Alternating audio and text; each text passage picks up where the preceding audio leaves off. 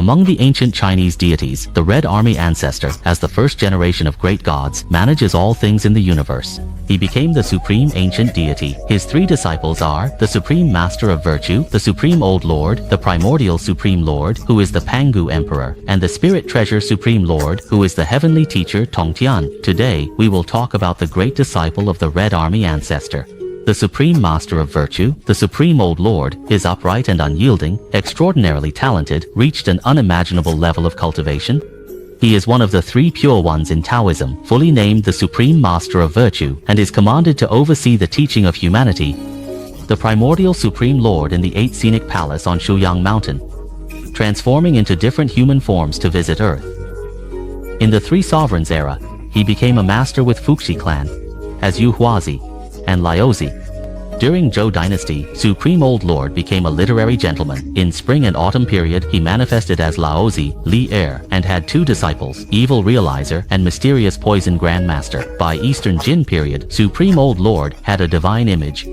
According to the records of Bao Puji, the Supreme Old Lord, whose true name is Li Ming, styled as Boyang, is 9 feet tall. Xiumei has long ears and the 8 trigrams, golden thread, jade hall, azure dragon left, white tiger right, vermilion bird front, black tortoise back, 12 heroic flags front, 36 evil repelling symbols back. In Investiture of the Gods, Supreme Old Lord appears once. It is to mediate the conflict between the primordial Supreme Lord and the heavenly teacher Tong Tian. The situation is as follows. The gods of the three realms discussed that there were too many vacancies in the heavenly positions, and it was necessary to add 365 deities to manage the three realms. This heavy burden fell on Jiang Ziya, the most foolish and least promising disciple of the primordial Supreme Lord.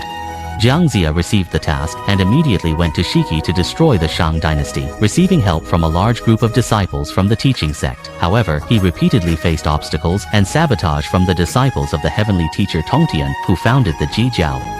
Finally, even the heavenly teacher Tong Tian descended from the mountain, setting up the extermination of Immortal's formation to prevent the disciples of the primordial Supreme Lord from executing the extermination of Immortals. This formation is the supreme array that governs the heavenly way of killing and has been in place since the beginning of the universe's battles. The largest formation is composed of 4 ancient artifacts: the Sword of Extermination, the Sword of the Immortal, the Sword of Danger, and the Sword of Absolute Extermination. In the three realms, no one can break this formation or withstand a wicked array. Tongtian Taoist, you must be intent on causing the destruction of both jade and stone, leaving your disciples dead or injured, before you will relent. Faced with this fierce and malevolent disciple, the heavenly teacher Tong Tian had no choice but to lead the way in breaking the formation. The Supreme Old Lord transformed his anger into the three pure ones, manifesting a surge of true energy from the top of his head, which then took the form of 3 different versions of himself, each at a different level of cultivation.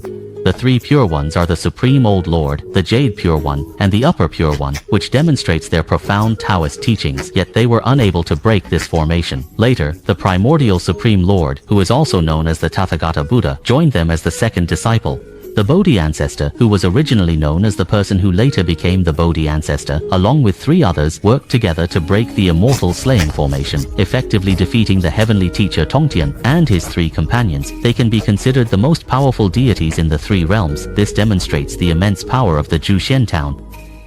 In the journey to the west, the Supreme Old Lord resides in the 33rd heaven, where the heaven of separation and hate is his Taoist temple. Due to his close relationship with the Jade Emperor and his role in teaching humanity, he is skilled in crafting. He once assisted Nuwa in creating the 5-colored divine stones, making him the imperial blacksmith and royal physician of the heavenly court.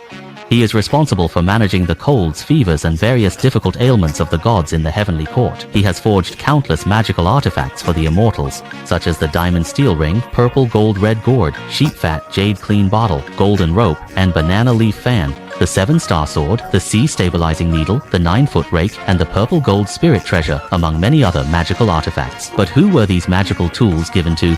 Friends who know can share their thoughts, among which the Vajra circle is the most powerful. The Supreme Old Lord rides a strange one-horned blue ox that can travel thousands of miles in an instant. His Bagua furnace has a very high output, capable of refining several elixirs in a single day, but later, all of them were stolen and eaten by son Wukong. He also trained son Wukong to have the fiery eyes and golden pupils. Some people ask, why is the Supreme Old Lord in the journey to the west not as powerful as in the Investiture of the Gods?